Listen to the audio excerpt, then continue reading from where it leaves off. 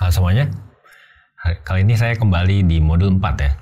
Nah, di modul 4 ini kita akan membahas mengenai Natural Language Processing yang sebenarnya sudah kita bahas di modul sebelumnya, sedikit gitu ya. Di modul ini kita akan membahas lebih mendalam. Jadi ini adalah definisi dari Natural Language Processing. Nah, sebenarnya Natural Language Processing ini memiliki beberapa jenis cabang gitu ya.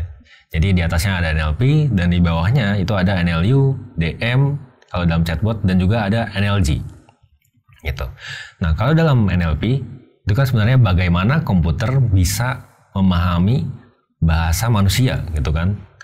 Nah, kalau dalam NLU itu lebih ke bagian understanding-nya.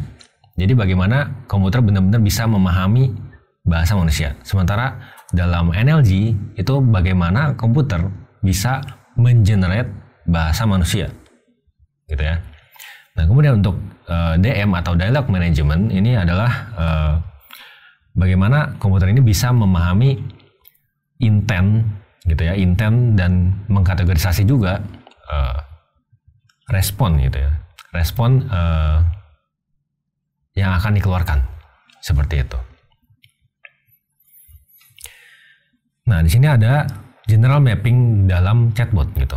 Nah, di sini yang paling kiri ini adalah aplikasi chatting kita, gitu ya.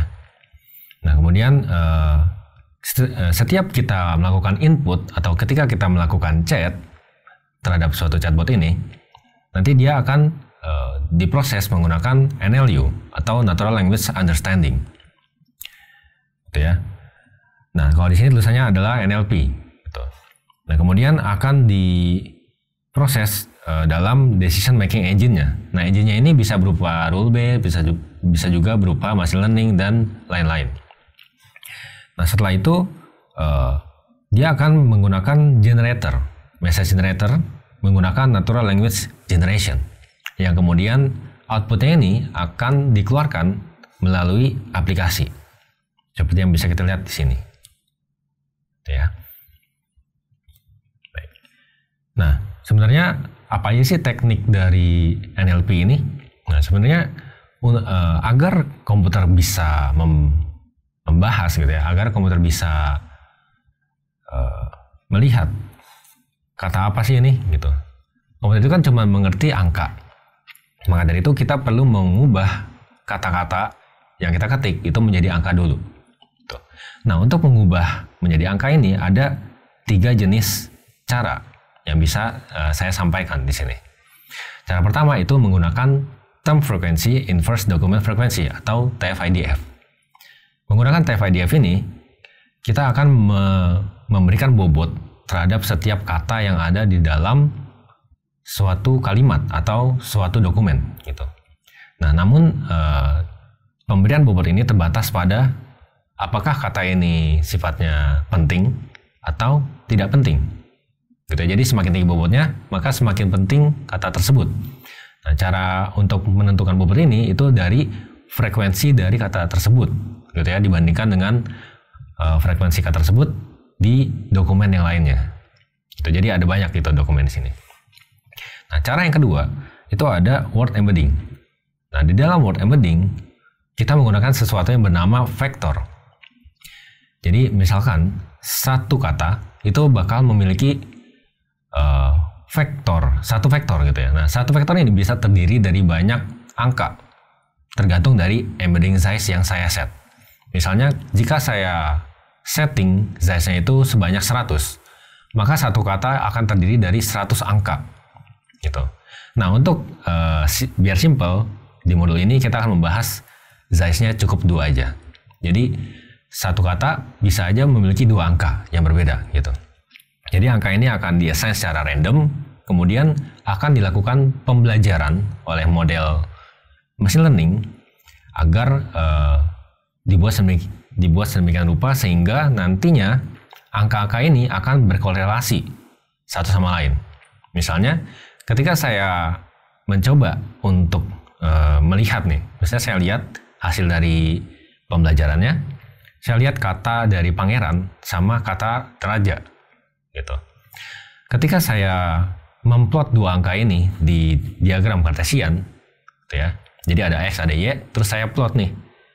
nanti dua titik antara pangeran dan raja ini akan berdekatan gitu. Karena sebenarnya dua kata ini itu memang berelasi seperti itu. Nah, itu adalah word embedding. Kemudian yang ketiga, kita ada contextual embedding. Nah, jadi word embedding itu kan kita bisa tahu sinonim dan antonim. Nah, kalau dalam contextual embedding kita bisa tahu konteks atau arti dari kata tersebut diberikan kalimatnya gitu. Misalnya kita memiliki kata pukul.